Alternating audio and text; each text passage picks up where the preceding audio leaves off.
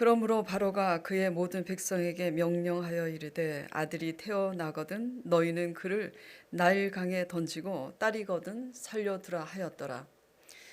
레위 가족 중 한 사람이 가서 레위 여자에게 장가들어 그 여자가 임신하여 아들을 낳으니 그가 잘 생긴 것을 보고 석 달 동안 그를 숨겼으나 더 숨길 수 없게 되매 그를 위하여 갈대 상자를 가져다가 역청과 나무진을 칠하고 아기를 거기 담아 나일 강가 갈대 사이에 두고 그의 누이가 어떻게 되는지를 알려고 멀리 섰더니 바로의 딸이 목욕하러 나일 강으로 내려오고 시녀들은 나일 강가를 거닐 때 그가 갈대 사이에 상자를 보고 시녀를 보내어 가져다가 열고 그 아기를 보니 아기가 우는지라 그가 불쌍히 여겨 이르되 이는 히브리 사람의 아기로다. 그의 누이가 바로의 딸에게 이르되 내가 가서 당신을 위하여 히브리 여인 중에서 유모를 불러다가 이 아기에게 젖을 먹이게 하리이까. 바로의 딸이 그에게 이르되 가라 하매 그 소녀가 가서 그 아기 어머니를 불러오니 바로의 딸이 그에게 이르되 이 아기를 데려다가 나를 위하여 젖을 먹이라. 내가 그 싹을 주리라. 여인이 아기를 데려다가 젖을 먹이더니 그 아기가 자라매 바로의 딸에게로 데려가니 그가 그의 아들이 되니라. 그가 그의 이름을 모세라 하여 이르되 이는 내가 그를 물에서 건져내었음이라 하였더라. 자, 오늘 제목이 하나님의 일하시는 방법이에요.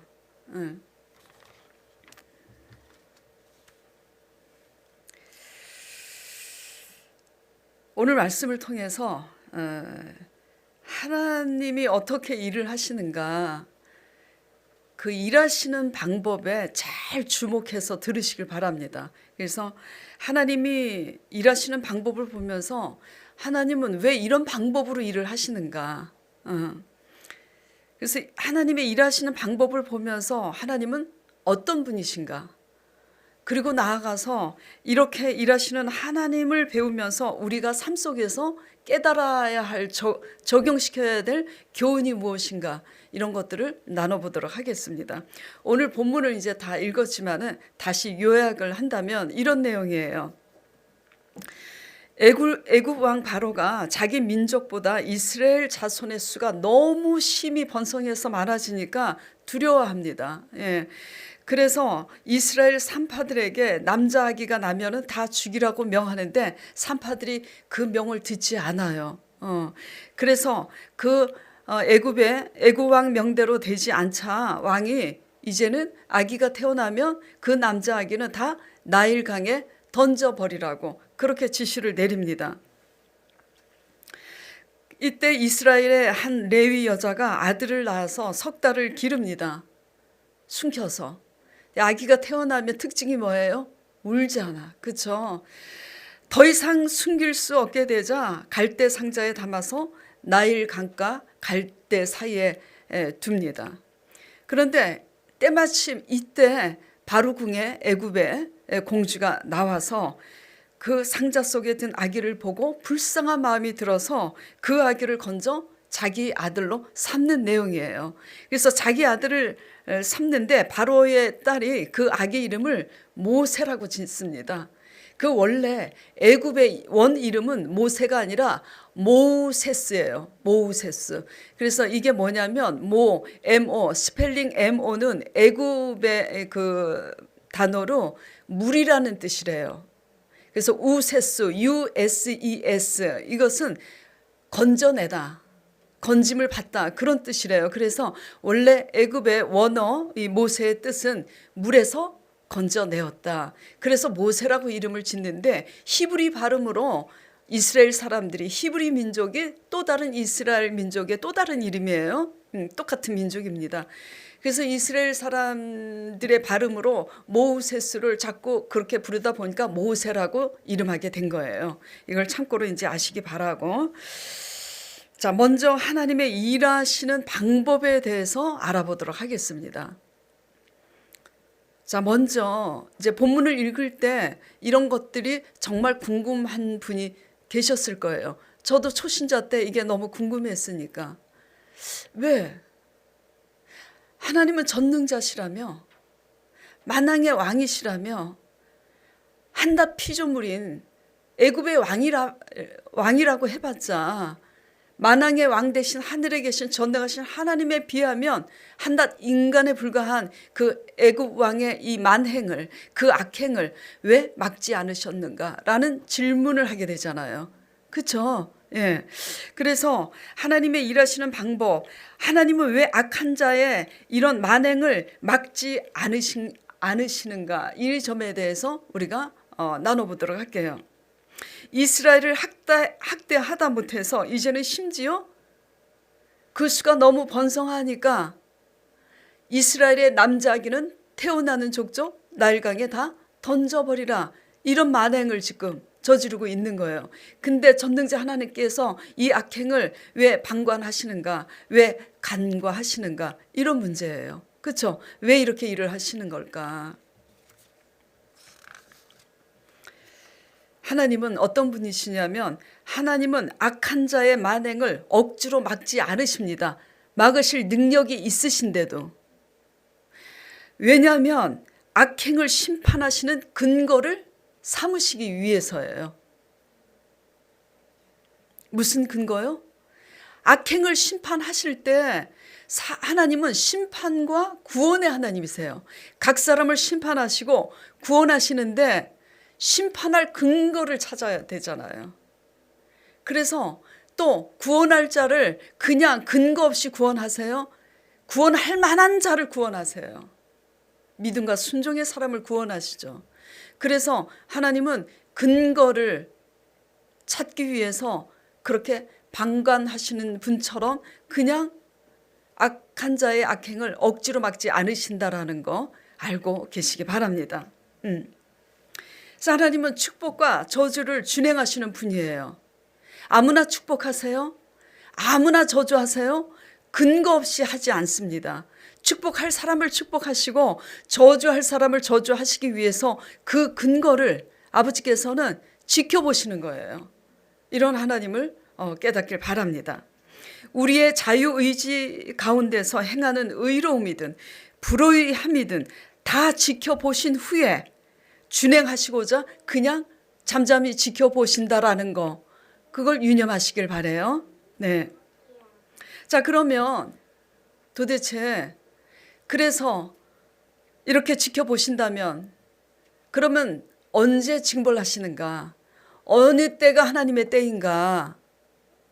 이제 이런 문제를 나눠보도록 할게요. 하나님의 때는 언제가 하나님의 때냐면 그 악행에 양이 찰 만큼 찬 후라야 하나님의 때예요. 이거는 무슨 얘기냐면은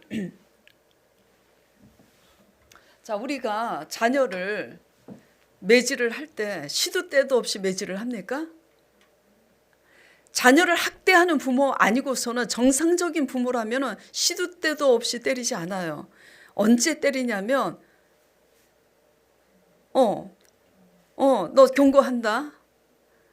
경고해. 엄마가 좋게 얘기할 때 들어. 근데 안 들어. 한 번, 두 번, 세 번 계속 죄를 쌓아. 그러니까 이제 때리기 전에 뭐라 그래요? 매를 번다 벌어. 그래서 그 죄값이 쌓을 만큼 쌓여서 도저히 안 되겠다 싶으면 매질을 하잖아요. 하나님도 똑같아요. 인격적인 분이세요. 예. 그래서 양이 찰 만큼 찬 후에 일하시는 하나님이에요. 그래서 창세기 15장 16절에 보면 아브라함에게 이렇게 말씀을 합니다. 너의 자손이 아기를 못 낳는 불임 부부인 아브라함을 선지자로 선택해서 내 씨로 말미암아 내 백성이 저 하늘의 무별처럼 그렇게 심히 번성하게 되는데 너의 백성이 4대 만에 이 땅으로 돌아오리니 이는 아모리 족속의 죄악이 아직 관영치 아니함이라 라는 말을 합니다.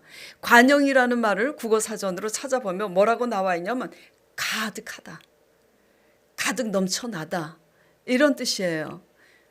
그러니까 죄악이, 아모리 족속의 죄악이 아직 관영치 아니함이라는 뜻은 죄악의 양이 찰 만큼 차야지 4대 만에 내 백성을 이끌어내는데 그때가 아니면 아직 내 때가 아니다, 이런 얘기예요.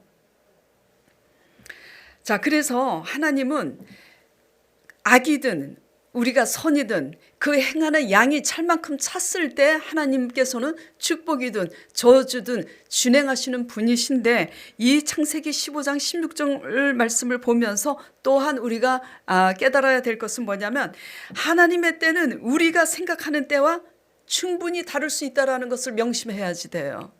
예. 그렇게 학대를 당하는데도 4대 만에 돌아오게 된다. 그래서 4대, 그 당시는 지금 때보다 오래 살았어요. 400 몇십 년 만에 이스라엘 백성들이 출애굽합니다. 너무하시잖아. 우리 생각에 볼 때, 우리 관점에서 볼 때는 하나님이 너무하시는 분이잖아요. 그러나 하나님의 큰 그림 속에서, 하나님의 큰 계획 속에서 하나님은 하나님의 때를 주관하시는 분이에요. 왜 4대 만에 그렇게 이끌어내냐? 이스라엘 백성이 심히 애굽의 숫자보다 번성할 대로 번성할 때라야지 되고, 애굽의 죄가 관영할 대로 관영할 때가 맞물려야지 그때가 하나님의 때라는 거예요. 그래서 무슨 얘기인지 아시겠죠? 우리의 좁은 소견으로 저 사람이 너무 악해, 나를 너무나 괴롭혀, 그 악이 찰만큼 찼는데 하나님께서 왜 벌하시지 않지? 우리는 우리 시각에서 이렇게 불평할 수 있어요. 그러나 하나님은 하나님의 큰 계획 속에서, 큰 그림 속에서 하나님의 때를 주관하시기 때문에 우리의 생각과 우리의 때와 너무나 다를 수 있다는 것을 유념하시길 바랍니다. 네.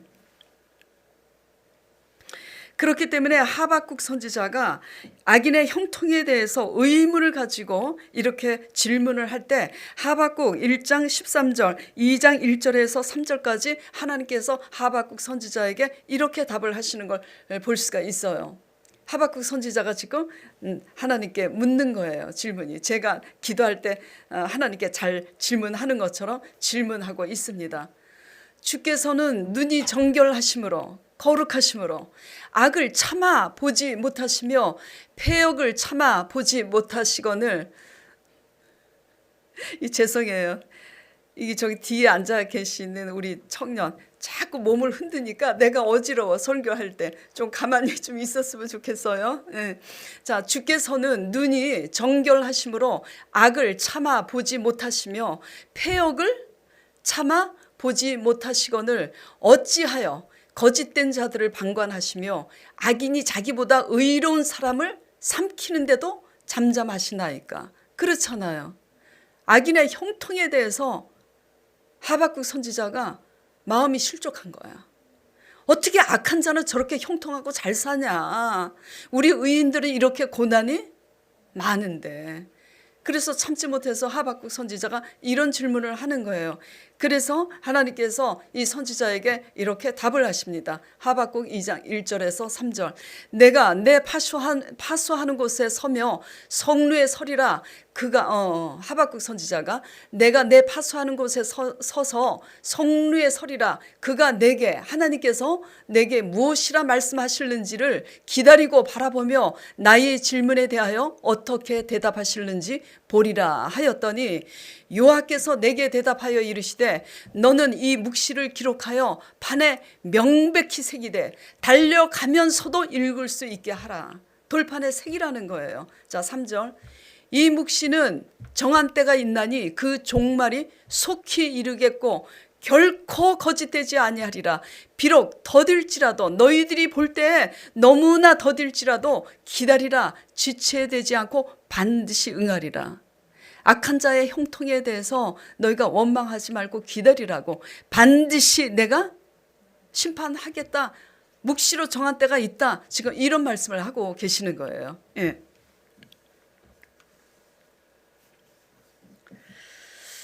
자, 이렇게 일을 하세요. 이제 아시겠죠? 예.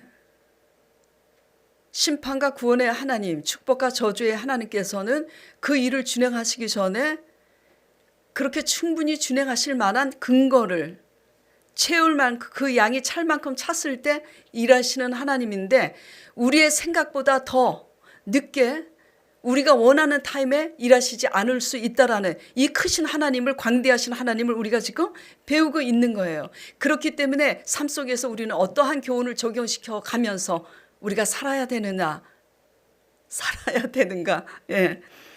첫째는 행악자는 그렇기 때문에 늘 있기 마련이구나. 받아들여야 돼요. 이거를 수용해야 돼요. 그리고 두 번째, 우리의 당하는 시련과 고난이 크든지 작든지 끝이 없어 보일지라도, 그쵸? 끝이 없어 보일지라도 어떻게 해야 되냐? 하나님의 주권에 맡기고 견뎌내야지 돼요. 예. 내가 그들을 벌하겠다고, 내가 그들을 어떻게 하겠다고 비난하거나 같이 다툴 필요가 없어요. 그리고 어찌 이런 자를 벌하지 않느냐고 하나님을 향해서 원망하고 불평하지도 말아야지 돼요. 너무하신 것 같지만, 왜? 이것이 하나님의 주권에, 하나님께서 이끌어 가시는 하나님의 주권에 순복하는 신앙 자세라는 거 잊지 마시기 바랍니다. 그래서 우리는 뭘 해야 되냐? 오히려 이 원수를 선으로 갚는 게 그냥 우리의 의무예요. 그래서 원수는 하나님께 맡기고 행악하는 자들과 다툴 필요가 없다라는 거예요. 하나님을 향해서 불평할 필요도 없다라는 거예요. 그것이 뭐냐면 우리가 교회 안에서 헌금하고 교회 안에서 어떤 봉사를 하는 것도 굉장히 중요하지만 이것이 뭐죠? 하나님 주권에 순복하는 것이다. 그 원수가 우리 집안 식구일 수도 있어요. 그렇죠? 그 원수가 우리 집안 식구일 수도 있고 우리 형제일 수도 있어요. 우리의 친척일 수도 있어요. 그러나 개의치 마세요. 아시겠죠? 순복하는 법을 배우시는 저와 여러분 되시길 축원드립니다. 예. 자, 그다음에 양이 찰 만큼 찬 것을 보고 일하시는 하나님을 보면서 우리가 어떤 것을 깨달을 수 있냐면 하나님의 때는 양이 찰 만큼 차야 일하시는구나. 이 일하시는 방법을 우리가 배우면서 깨닫는 교훈이 뭐냐면 기도의 양도 찰 만큼 차야 응답하시는구나. 이걸 깨달아야지 돼요. 그리고 복을 받으려면 복 받을 행동도 할 만큼 해야 복을 받는구나. 이걸 깨달아야지 돼요. 그리고 불신앙과 불순종도 반드시 잠잠하시는 것 같아도 그 양이 차면 무슨 양? 불신앙과 불순종의 양이 차면 때가 되면 하나님께서 징계하신다라는 것도 우리는 배워야지 돼요. 그래서 기도하고 선을 행하는 사람은 인내하면서 잘 행하시길 바라고 불신앙과 불순종을 그렇게 행하는데도 불구하고 하나님이 잠잠하시다고 그렇게 막 가지 마시고 기회가 있을 때 회개하고 순종하는 저와 여러분 되시길 간절히 축원드립니다. 예. 자, 그런 다음에 이제 큰 두 번째, 하나님의 일하시는 방법. 하나님은 어떻게 일하시는가예요.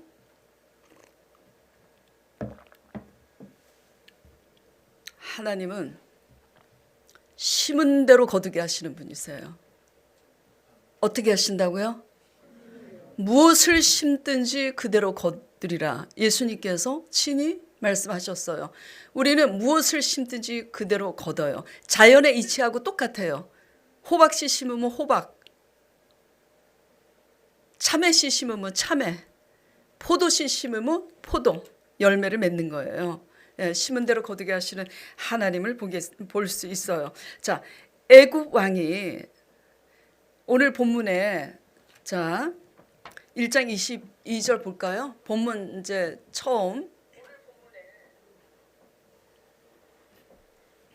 그러므로 바로가 그의 모든 백성에게 명령하여 이르되 아들이 태어나거든 너희는 그를 나일강에 던지라고 그러잖아요. 자, 애굽 왕이 이렇게 합니다. 그 당시 왕의 권세와 권력은 신적인 존재예요. 왕이 말 한마디 하면 아무도 거부할 수가 없어. 요즘 대통령하고는 틀려요. 예.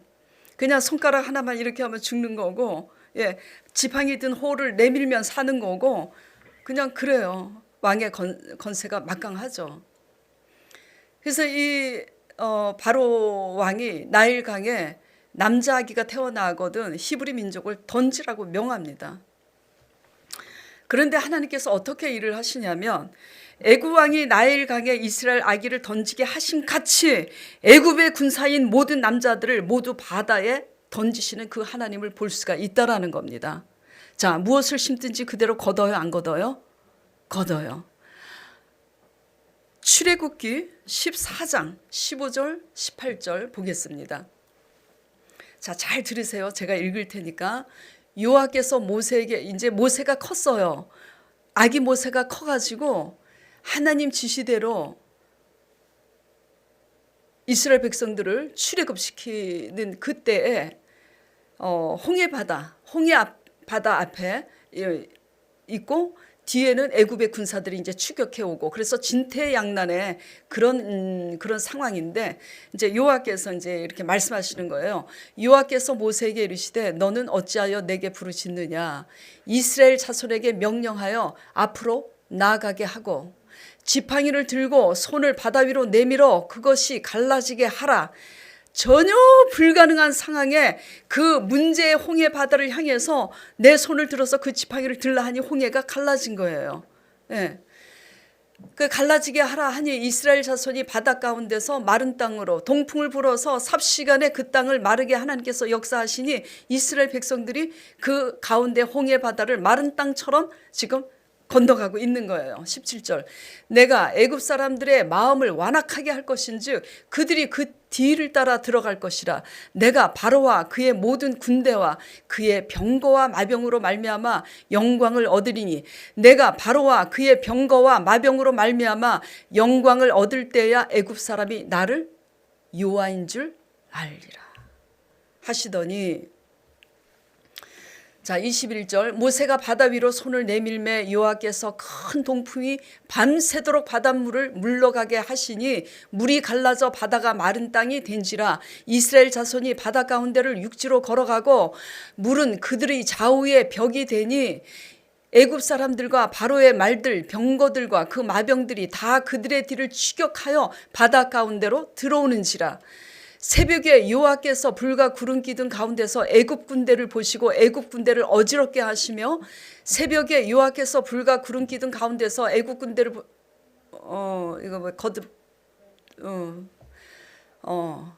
보시고 애굽 군대를 어지럽게 하시며 그들의 병거 바퀴를 벗겨서 달리기가 어지럽게 하시니 애굽 사람들이 이르되 이스라엘 앞에서 우리가 도망하자. 여호와가 그들을 위하여 싸워 애굽 사람을 치는도다. 여호와께서 모세에게 이르시되 내 손을 바다 위로 내밀어 물이 애굽 사람들과 그들의 병거들과 마병들 위에 다시 흐르게 하라 하시니 모세가 그 손을 바다 위로 내밀매 새벽이 되어 바다의 힘이 회복된지라. 애굽 사람들이 물을 거슬려 도망하나 여호와께서 애굽 사람들을 바다 가운데 엎으시니 물이 다시 흘러 병거들과 기병들을 덮되 그들의 뒤를 따라 바다에 들어간 바로의 군대를 다 덮으니 하나도 남지 아니하였더라. 그러나 이스라엘 자손은 바다 가운데를 육지로 행하였고 물이 좌우에 벽이 되었더라. 아멘. 하나님은 전무후무하세요. 하나님은 심히 광대하세요. 하나님은 전능자세요. 그런데 심은 대로 거두게 하시는 하나님이세요. 예. 애굽의 바로 왕이 나일강에 이스라엘의 남자아기를 던지라고 그렇게 자기의 그 권세와 그 권력, 자기가 아주 신과 같은 줄 알고 그 같은 명령을 했을 때 얼마 후에 자기의 모든 그 남자, 장정된 그 남자 군사들이 다 몰수히 바다 가운데 수장될 줄 알았겠어요? 몰랐겠어요? 모릅니다. 몰라요. 근데 심은 대로 거둔 거예요. 그래서 우리가 조심해야 될 것은, 우리가 너무 악하면 어느 날 하루아침에 하나님께서는 그 악을 계속 지켜보시다가 어느 날 갑자기 악한 사람을 붙여서 하루아침에 멸망하게 하시는 하나님이시라는 걸 명심하시길 바랍니다. 네, 그래서 과정이 굉장히 중요해요. 애굽의 악한 왕이 행한 대로 갚으시는 하나님, 나일강에 던지라고 명한 그곳에서 한 아기를 건져 올려서 오히려 그렇게 명한 애굽 왕 바로의 궁에서 자라게 한 후 그 모세를 통해서 이스라엘을 출애굽시킬 때 추격해오는 애굽의 군사들을, 그 병거를 홍해 바다에 다 엎으신 그 하나님, 그 하나님을 두려워하고 경외하시길 바랍니다. 하나님은 살아계세요. 예. 하나님은 악한 자의 그 위에 자정하셔서 악한 자의 그 모사를 역이용해서 오히려 그 모사대로 갚으시는 전능자 하나님이라는 걸 유념하시길 바랍니다. 그래서 악한 자의 만행에 두려워하고 고통은 스럽지만 문제보다 크신 하나님을 바라보시길 바라요. 또 이스라엘이 꿈이라도 상상했어요? 이스라엘이 꿈이라도 짐작할 수가 없었어요. 그 절대 절망의 그 시기에 우리가 낳은 내가 사랑하는 남편 사이에서 태어난 그 남자 아들 아기를 나일강에 던져버릴 때 그 어미의 가슴은 찢어지는 거예요. 살았으나 죽은 목숨입니다. 그 절망 가운데 하나님께서 모세를 이스라엘을 출애굽시키려고 구원시키려고 모세를 통해서 그렇게 예비하고 계시는 줄을 이스라엘은 알 택이 없잖아요. 예. 하나님은 우리가 상상할 수 없는 때에 상상할 수 없는 방법으로 우리를 구원하시기 위하여 예비하시는 하나님이라는 거 또한 유념하시길 바라요. 자, 그래서 물에서 건진 이 모세를 통해서 이스라엘을 출애굽시키는 이것이 무엇을 예표하느냐 우리가 깨달을 수 있는 것이 뭐냐면 이같이 소망이 없는 위기 가운데 이 애굽에서 소망이 없잖아요. 우리가 세상 가운데서 소망이 없이 살아가는 절대 절망 가운데 있는 우리 성도들에게 하나님께서 찾아오셔서 그 가운데서 우리를 건지시려고 하나님의 아들 예수 그리스도를 십자가에 내어주셔서 우리의 구원을 예비하셨다라는 것을 믿으시길 바랍니다. 믿으시길 바라요. 예. 믿음은 하나님의 언약, 약속을 굳게 붙잡는 데서 믿음이 시작된다는 거 믿으시고 힘내시길 바라요. 예.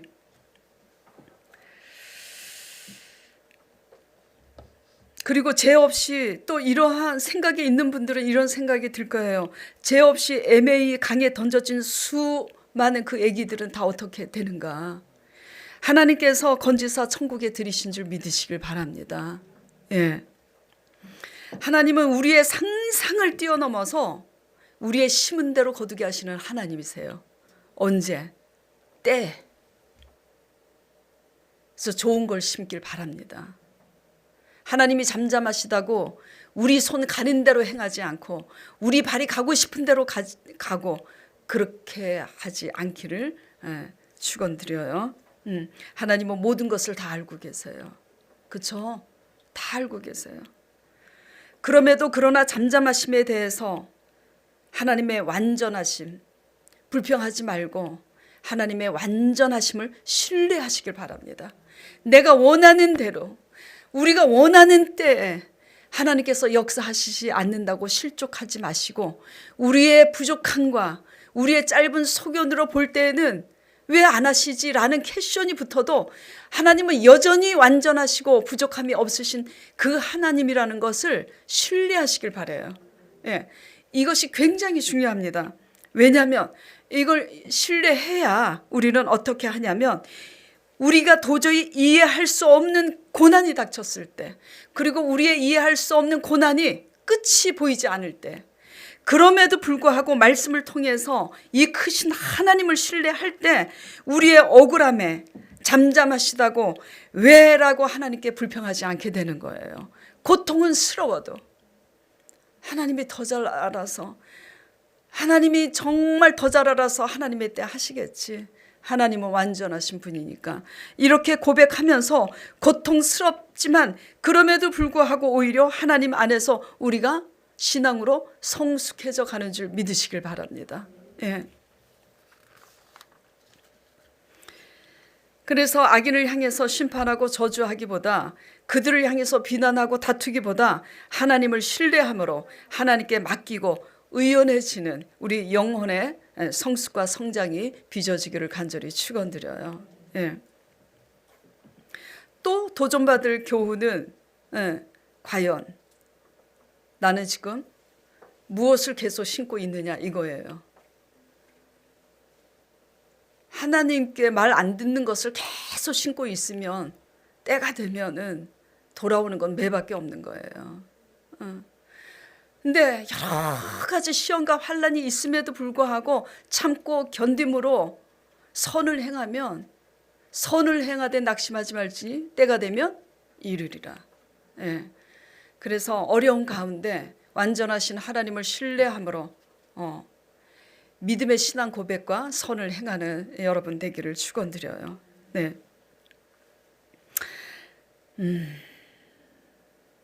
그래서 삶의 과정 가운데 우리는 무엇을 심고 있는가? 불신앙 불순종을 심으면 심은 대로 하나님의 때에 거둔다라는 거 우리는 깨달아야지 되고, 믿음과 순종을 심으면 심은 대로 하나님의 때에 거둔다라는 것을 배워야지 돼요. 근데 제가 드리고 싶은 말씀이 있어요. 금요 예배 때도 제 2부 기도 시간에 제가 그런 얘기를 했었는데, 그거 아세요? 여러분들 이거 아셔야 됩니다. 믿음이 없으면, 믿음이 없기 때문에 힘들어요. 정말 믿고 싶은데 안 믿어지잖아. 그러니까 안 믿어지니까 너무 힘든 거야. 그러니까 우리 방법으로 하잖아요. 그런데 믿음이 있으면 안 힘들 것 같아요? 믿음이 있어도 힘들어요. 왜냐하면 믿음이 있기 때문에 나를 부인하고 내 생각을 버리고 내가 할 수 있음에도 하지 않고 하나님 뜻대로 순종하기 위해서 결단하고 모험하니까, 믿음이 있는 사람들은 믿음이 있어도 힘들어요. 그걸 아셔야 돼요. 그러니까 어떤 결론이 나는 거죠? 믿음이 없으면 없는 대로 힘들고, 믿음이 있으면 있는 대로 힘들어요. 기왕에 힘들 거면 무엇을 선택해야 되느냐 이거지. 이걸 이제 다른 말로 바꾸면 이렇게 이제 얘기할 수 있어요. 그래서 이 두려움은 성질이 다 달라요. 어떤 사람은 불순종하기 때문에 두려워하고 있고, 어떤 사람은 순종함으로 모험하고 결단하에 가고 있기 때문에 두려운 거예요. 이걸 쉽게 얘기하면 뭐냐면, 불순종하는 사람은 왜 두려우냐면 죽을까 봐 두려운 거야. 순종하는 사람은 뭐가 두려우냐면 죽으려니까 두려운 거야. 무슨 얘기인지 아시겠어요? 예, 죽을까 봐. 불신앙의 사람들은 내가 죽을까 봐, 내가 손해 볼까 봐 두려워. 순종하는 사람은 내 것을 내려놓으니까 두려운 거야. 죽으니까 두려운 거야. 자존심을 꺾을래니까 두려운 거야. 여러분들은 어떤 두려움을 선택하실 건가요?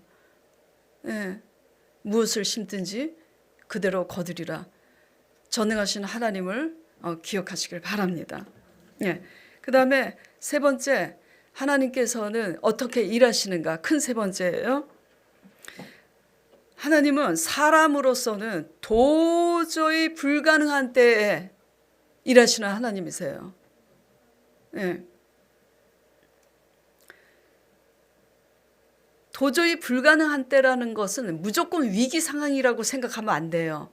이게 뭐냐면 자신만만할 때로 자신만만한 때로 적용할 수도 있어요.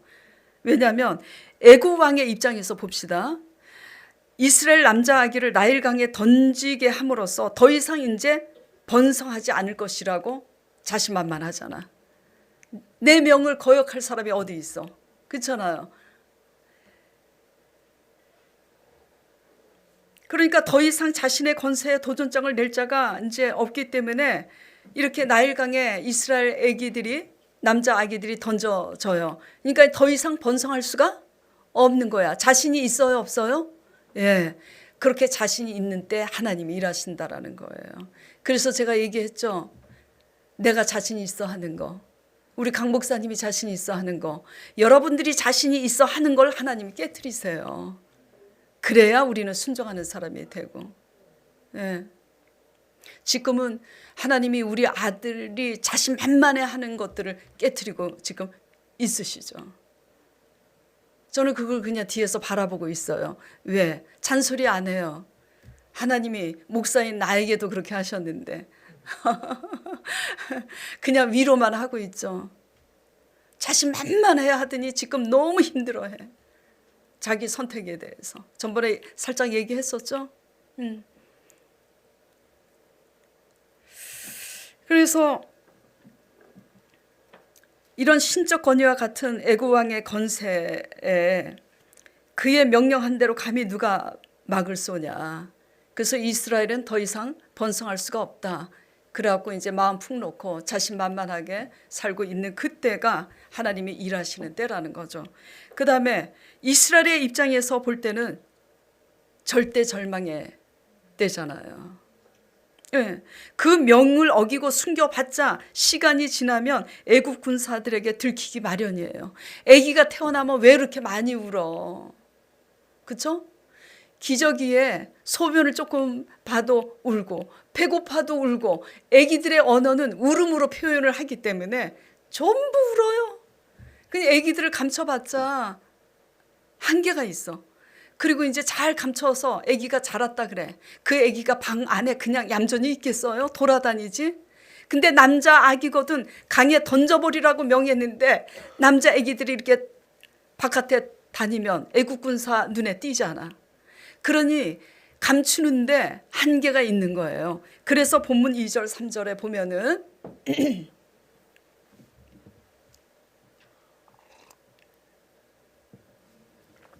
그 여자가 임신하여 아들을 낳으니 그가 잘생긴 것을 보고 석 달 동안 그를 숨겼으나, 자 3절, 더 숨길 수 없게 되매. 그 부모의 심정이에요. 어차피 던져질 수밖에 없지만 내 자식 하루라도 내 품에 더 두고 둘 수밖에 없잖아요. 더 숨길 수 없게 되매 그를 위하여 갈대 상자를 가져다가 갈대 상자에 물이 스며들지 않도록 역청과 나무진을 많이 칠하고 거기에 아기를, 히브리 담요와 함께 아기를 담아서 나일 강가 갈대 사이에 두고 그 누이로 지켜보게 합니다. 그런데 그런데 때마침 그때 바로의 딸이 목욕하러 나일강으로 내려온다라는 거예요. 자, 생각 한번 해보세요. 우리가 생각할 수 있으니까. 당연히 왜 이때 목욕하려고 오냐 이거야. 이거는요 우연인 것 같지만 하나님의 계획 속에 하나님의 필연인 줄 믿으시길 바라요. 바로 공주의 마음 가운데 들어가셔서 그냥 자기 의지로 나간 것 같아도 괜히 그때 목욕하고 싶어서 나간 거야. 예. 조금 20-30분 전에 와서 목욕하고 샤워하고 들어갈 수도 있잖아요. 그리고 물살에 떠밀려서 그 하수가, 나일강 하수가 갈대 사이에 뒀어도 물이 지금 범람하게 흐르고 있는데 물살에 밀려서 조금 있다가 떠내려갈 수도 있어요. 5분 10분 있다가 떠내려간 후에 애굽의 공주가 나올 수도 있는데 어쩌면 그 타이밍이 그렇게 절묘하게 그때 바로 공주가 나오냐 이거예요. 이게 무엇을 말하느냐. 하나님께서 일하시는 방법은 하나님의 때는 절대로 빠르지도 늦지도 않고 가장 좋은 때 일하신다라는 걸 믿으시길 바라요. 예. 그런데 하나님의 때는 가장 좋은 때, 가장 좋은 방법으로 일하시는데 사람으로서는 도저히 불가능한 때 그때 일하신다라는 거. 하나님의 일하시는 방법을 유념하시길 바랍니다. 예. 그래서 이제 그렇게 바로 공주가 나와서 보니까 갈대 상자가 있는 거야. 이게 뭐지? 그래서 시녀를 시켜서 갖고 오라고 열어보니 세상에 히브리 담요가 있는 거야. 그리고 아기가 울고 있어. 자, 애굽의 공주가 때마침 보지 않고 그 공주의 시녀들이 봤으면 어떻게 했을까? 또 그것도 생각할 수 있잖아요. 그러면 바로 왕이 죽이라고 명했는데 살리면 자기네들도 죽잖아. 그러니까 에그머니 하고 그 갈대 상자를 얼른 강으로 뛰어 흘러내려가게 했을 거 아니에요. 근데 어떻게 해서 그렇게 명령한 아버지 바로 왕의 귀한 딸, 그 외동딸, 그 딸이 받냐 이거예요. 하나님은 일을 이렇게 하시는 거예요. 바로가 생각이나 했겠어요? 예. 그런데 그 바로 공주가 그 아기를 아들로 삼잖아요. 그래갖고 오히려 죽이라고 명한, 던져버리라고 명한 그 강에서 건져내서 애굽의 궁궐에서 바로의 재물 가지고 먹고 자고 다 키우시는 하나님. 하나님은 오히려의 하나님이 기가 막히시는 하나님. 이걸 믿으시길 바라요. 예.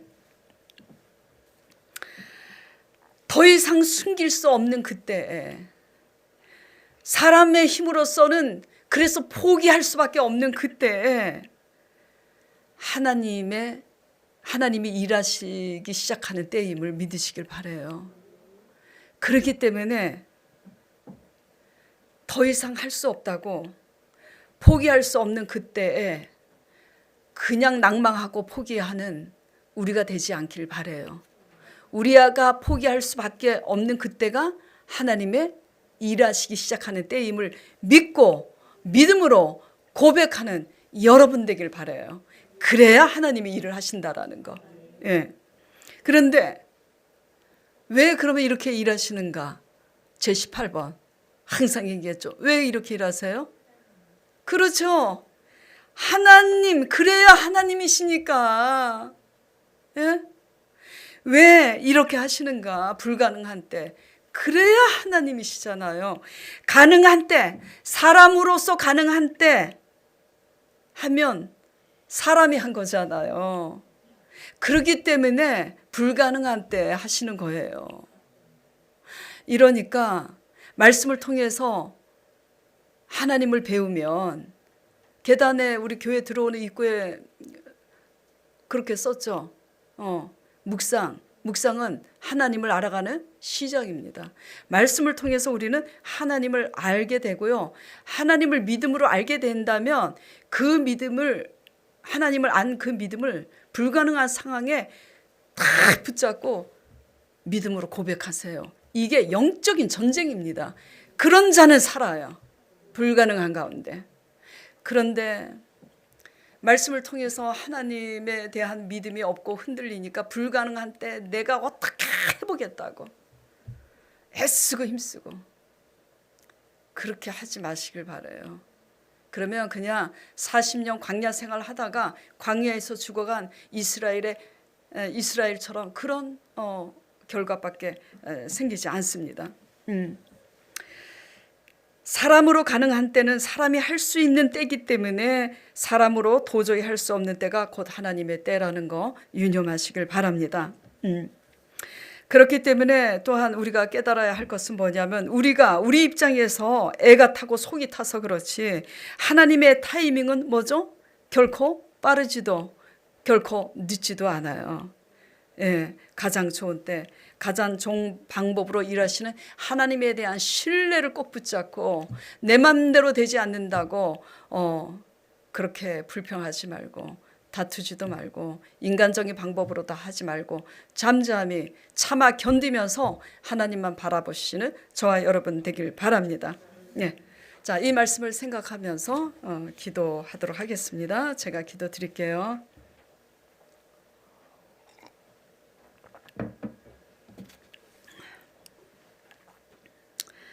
하나님, 오늘 말씀을 통해서 하나님의 일하시는 방법을 배웠습니다.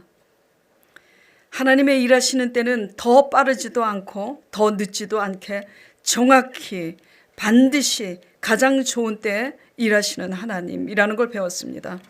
또한 하나님께서 일하실 때는 사람이 감당할 수 없는, 상상할 수 없는 방법으로, 전능하신 방법으로 능히 일하신다는 것도 배웠습니다. 그러나 하나님의 광대하신 큰 계획과 큰 그림 속에서 볼 때 하나님의 때는 우리의 때와 다를 수 있다라는 것도 배웠습니다. 그렇기 때문에 우리가 원하는 대로 원하는 때에 일하시지 않는다고 우리가 실족하거나 불평하지 말고 힘든 가운데서도 묵묵히 참고 견딤을 배워서 신앙 안에서 성숙해지는 우리가 되게 주님 축복하여 주시옵소서. 이런 가운데 힘은 들지만 오히려 완전하신 하나님을 찬양하는 우리가 될 수 있도록 성령이 우리의 연약함을 주님 주장하여 주시옵소서. 이런 가운데 찬양하는 우리의 신앙 고백 위에 하나님은 영광 받으시고 그 끝에 우리의 길을 내시는 하나님을 보게 은총 내려 주시옵소서. 감사드리며 예수 그리스도 이름으로 간절히 기도드렸사옵나이다. 아멘.